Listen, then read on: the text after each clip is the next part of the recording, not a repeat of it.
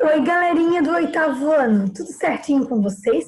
Vamos para mais uma videoaula? Hoje nós vamos começar uma unidade nova. A apostila é a apostila do volume 3, a apostila do terceiro bimestre, certo? E a nossa aula hoje vai ser sobre o Segundo Império Brasileiro. Vamos falar de uma personalidade histórica que ficou bastante conhecida, Dom Pedro II, que assumiu o trono no Brasil com apenas 14 anos de idade. Já imaginaram vocês com 14 anos de idade sendo imperadores de um país? E assim foi com Dom Pedro II, que foi preparado desde os 5 anos de idade para ser um imperador do Brasil. Vamos falar um pouquinho sobre esse assunto. A prof vai compartilhar com vocês a tela da apostila. Olha lá. Brasil, Império, Segundo Reinado.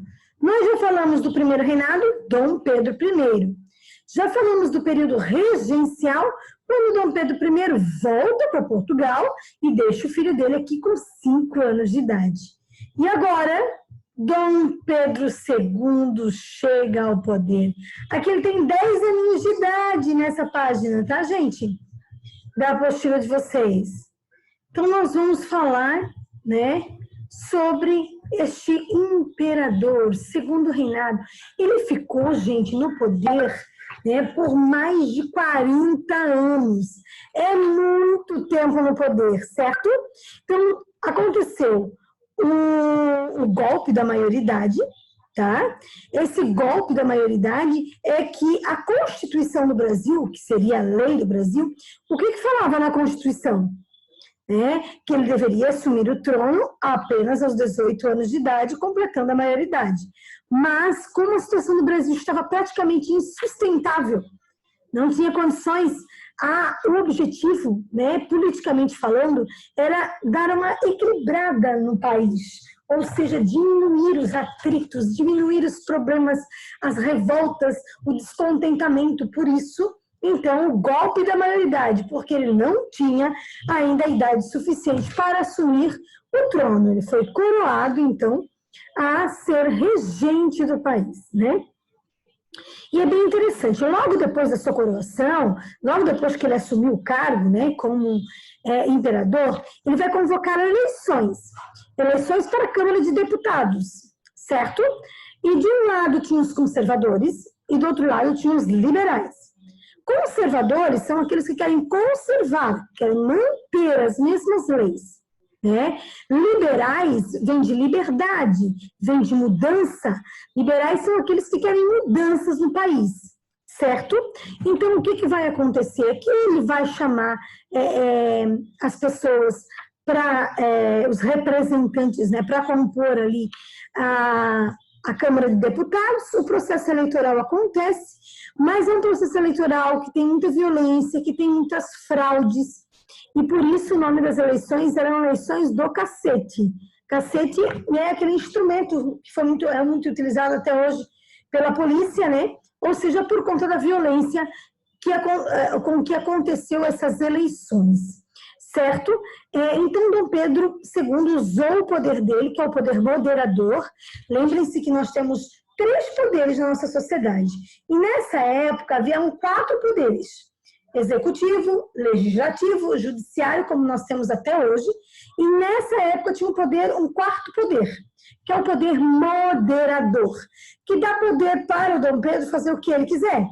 Ele pode decidir, né? Ele pode escolher. Então, o que ele faz com essas eleições? Ele vai escolher somente representantes conservadores.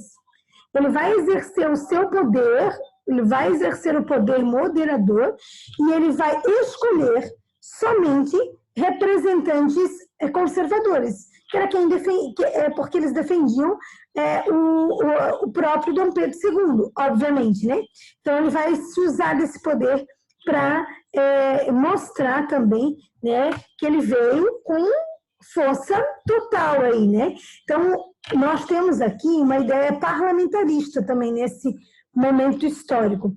Parlamento é que o poder executivo também é exercido pelo primeiro-ministro, certo? Nós temos alguns países parlamentaristas, né?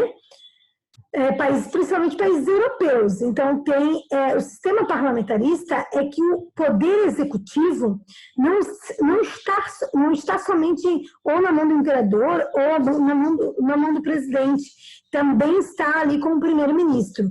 Então, existem sistemas parlamentaristas presidencialistas, onde a gente tem o presidente e tem o primeiro-ministro que governam juntos. Certo? Aqui até na apostila de vocês está falando, ó, parlamentarismo. É um sistema de governo onde o poder executivo é exercido pelo primeiro-ministro, normalmente um membro do legislativo.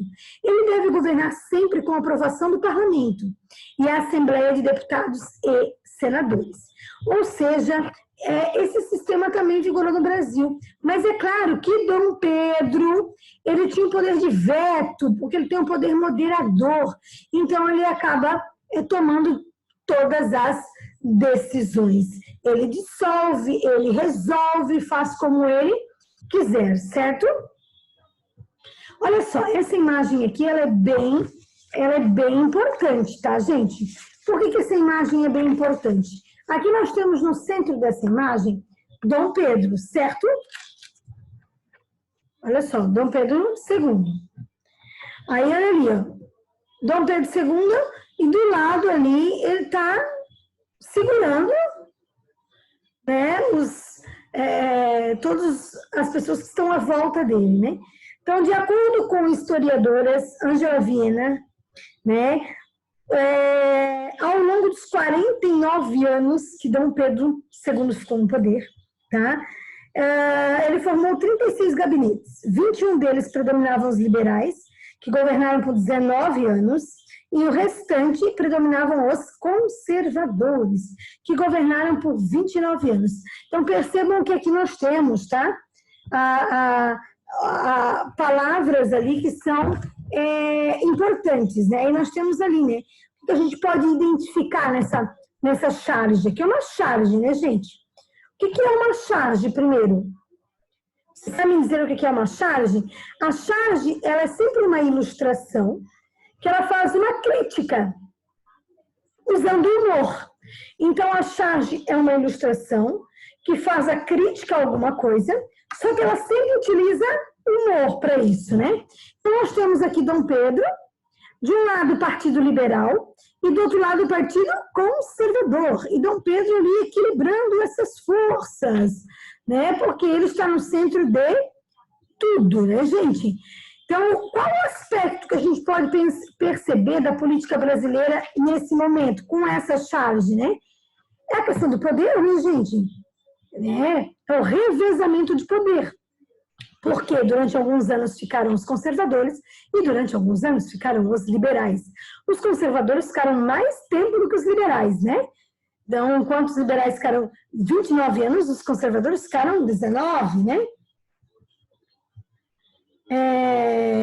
E aí, qual é a crítica que a gente pode fazer nessa charge aqui? Que crítica que ele está fazendo, né, gente? Que Dom Pedro é o centro da política, porque ele que comanda tudo, porque ele tem o poder moderador nas mãos, certo, gente? Então, isso é muito importante. Como era a economia do Brasil nessa época? O que o Brasil produzia, certo? Como era a economia do nosso país? Essa imagem aqui, gente, é a bandeira do Brasil, né? Então, a bandeira do Brasil já teve várias mudanças, né? O que se manteve? As cores verde e amarelo, né? As cores sempre se mantiveram. Essas cores, elas não representam a mata e nem o ouro do Brasil, né? Às vezes a gente olha, porque é o verde das matas, o amarelo é do ouro. Não. Verde e amarelo, que são as cores predominantes da bandeira do Brasil, estão relacionadas às cores das famílias. Cada família importante tinha um brasão e tinha suas cores principais. A família de Dom Pedro, né, primeiro, e a família da Leopoldina, sua esposa, lembrando de Dom Pedro I e da Leopoldina, é ali onde nós temos a primeira bandeira do nosso país. E verde e amarelo são as cores das famílias deles. Por isso que eles colocaram essas cores, verde e amarelo, porque representavam as cores de suas famílias. Aí nós temos aqui tá? A representação, né, gente, da questão agrícola. Nós temos aqui a coroa, que representa o quê? Uma monarquia. Nós temos um rei, nós temos um monarca, nós temos um imperador. E aqui no meio nós temos a cruz, que simboliza o quê? A igreja.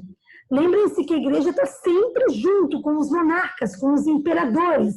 Então, a representação aqui daquele momento histórico. Verde e amarelo, as cores das famílias, né?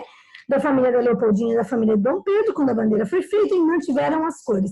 A coroa representando que o país é uma monarquia, aqui representando a questão agrícola, certo? E no centro, representando o poder da igreja, certo, gente? Então, a economia desse período, né, nós vamos ter ali, o café vai ser o principal produto da economia do segundo reinado brasileiro, certo? Vamos ter ainda a continuidade da cana-de-açúcar? Sim, temos ainda cana-de-açúcar sendo plantada. Temos trabalhos escravos? Sim, também. Certo? Mas o café vai se tornar o produto mais importante do nosso país. Certo? E é bem interessante a gente falar aqui, porque vão ter dois lugares que vão ser cultivados o café, certo? No Vale do Paraíba e na região de São Paulo. No Vale do Paraíba, tá, gente? A mão de obra utilizada era totalmente escrava. No Vale do Paraíba, era mão de obra escrava, né? E no Vale do Paraíba, não havia uma preocupação em cuidado com o sol. Então, eles não tinham essa preocupação. Já em São Paulo, já no Oeste Paulista, né, a produção da cafeicultura vai se dar de forma diferente, tá? Eles já vão usar mão de obra assalariada, isso mesmo. É no segundo reinado que começa uma transição da mão de obra escrava para a mão de obra assalariada, certo? Quem é que está chegando no Brasil? Os imigrantes. Os imigrantes italianos, principalmente, para trabalharem nas lavouras de café. Lá na Itália, começou uma grande propaganda e um grande incentivo para trazer os imigrantes para o Brasil, certo? Havia uma política do Brasil de embranquecimento do país e precisava-se de mão de obra para trabalhar. E aí buscava-se essa mão de obra onde? Lá na Europa, certo? Então, em São Paulo, vai ter, inclusive, tem um museu muito conhecido em São Paulo, que é o Museu do Imigrante. Era uma hospedaria, certo? Essa hospedaria recebia esses imigrantes. Esses imigrantes ficavam ali por algumas semanas, até serem mandados para as fazendas, para o trabalho, né? Então, em São Paulo, nós vamos ter, então, mão de obra dos imigrantes, elas vão substituindo a mão de obra escrava, né? E outra coisa que é importante falar também para vocês é que existia mais modernidade ali, em que sentido? Uma preocupação maior com o solo, certo? E aí eles também começavam a beneficiar esse produto. Eles plantavam, colhiam e aí já produziam o quê? O café, já beneficiavam esse produto, certo? E esse lucro foi um lucro considerável. O café trouxe inúmeros lucros para eles, certo? Onde eles foram investindo cada vez mais em modernização, certo, gente? Então, no Vale do Paraíba, a gente vai ter mão de obra escrava, a gente vai ter esgotamento do solo, porque eles não vão cuidar do solo, certo? E nós vamos ter também, no Oeste Paulista, certo? Substituição da mão de obra escrava para a mão de obra assalariada. Vamos ter também construções de ferrovias. Olha aí a modernidade chegando, porque ferrovias para levar o café, para conseguir vender esse produto, né? E modernização, investimento em infraestrutura, tá? Porque eles estão começando a ter lucro. Inclusive, é em São Paulo que vai surgir as primeiras fábricas, as primeiras indústrias. Por quê? Como e de que maneira? Através do lucro do café. Então, através do lucro que eles tinham Com a cafeicultura, eles começaram a investir nas primeiras fábricas. E as primeiras indústrias que se tem notícia no Brasil são as indústrias têxteis, ou seja, de produção de roupas. Certo, galerinha? Então, na próxima videoaula, vamos falar um pouco mais sobre esse período da história do Brasil e também sobre Dom Pedro II. Certo? Espero vocês semana que vem. Um beijinho no coração.